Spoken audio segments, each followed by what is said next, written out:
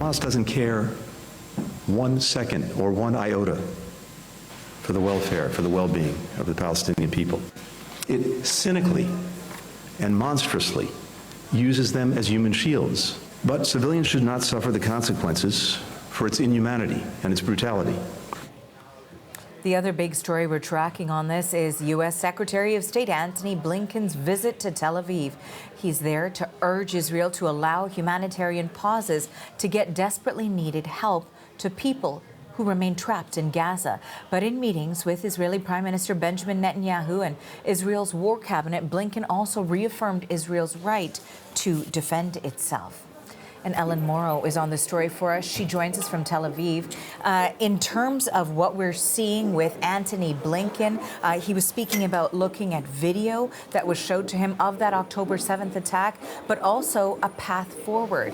What stood out to you from the U.S. Secretary of State? Well, throughout his news conference, Arthi, Antony Blinken reasserted the U.S. Support of Israel's right to defend itself against Hamas. But I think from Blinken's comments, it's clear that the U.S. wants to see this conflict start to play out in a different way, given the toll that it's also taking on the civilians of Gaza. Antony Blinken, in one moment, talked about seeing new videos from the October 7th attacks by Hamas in Israel that killed 1,400 Israelis. He was emotional talking about that.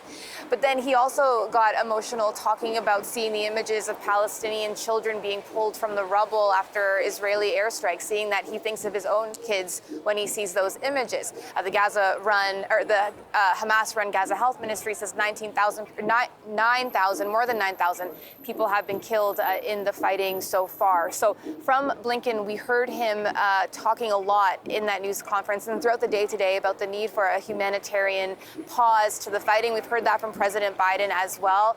Blinken said in his comments that would allow more aid to get into Gaza.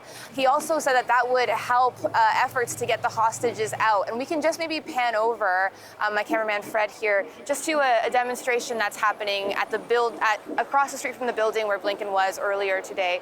There's these regular gatherings every day, Arthi, of support for the families of the hostages and calls to bring them back. So Blinken, in his comments about the humanitarian pause, said that is another really important part of that, along with aid and along with trying to minimize civilian casualties in Gaza. Besides the calls for a humanitarian pause from him, he was also asked about the future. What comes after this war is over? And here's a bit of what he said on that. The idea of Hamas remaining responsible for governance, such as it was, and security, and posing an ongoing and enduring threat to Israel and its citizens is unacceptable. So that's one thing we know. We also know that Israel cannot reassume control and responsibility for Gaza. And it's important to note that Israel has made clear it has no intention or desire to do that. So then that remains what will happen in the months, weeks to come after this war is over, whenever it ends, Arthi. And now, Ellen, in terms of the ground offensive as well into Gaza, we know that Israel's military says its forces have completed the encirclement of Gaza City and are continue to fight with full force. What do we know about the situation on the ground there? Well, this is a new phase. Israeli Prime Minister Benjamin Netanyahu called it the height of the battle, this fight for Gaza City. And I have to tell you, we were at Sderot in southern Israel yesterday, about as close as you can actually get to the fighting in Gaza, less than 10 kilometers away. And we got a sense from there of the increasing intensity of this offensive as the troops move towards Gaza City. You know, we could hear the constant heavy boom of artillery fire. We could hear machine gun fire. So as those troops do close in on Gaza City, which will be, you know, urban fighting, Israel told civilians to move south, to move out of places like Gaza City. Really unclear how many were actually able to do that or how many actually chose to do that. But this is going to be a heavy battle. And again, that does, you know, that's why Blinken is being asked what comes next. What is the plan after Israel wipes out Hamas, if it's able to do so?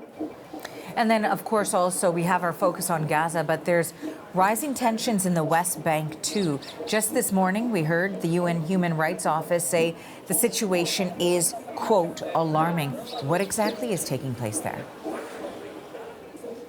Well, Blinken was asked about that, too, and said the U.S. does have concerns about what's happening in the West Bank as well. We've seen clashes between Palestinians there and Israeli troops, airstrikes from Israel.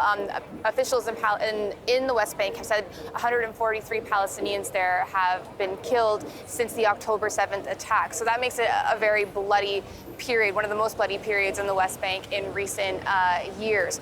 One of the issues of happening in the West Bank, Blinken said in his comments there, is settler violence, Israeli settler violence against Palestinians. And the White House is raising concerns about that. Blinken saying that has to stop.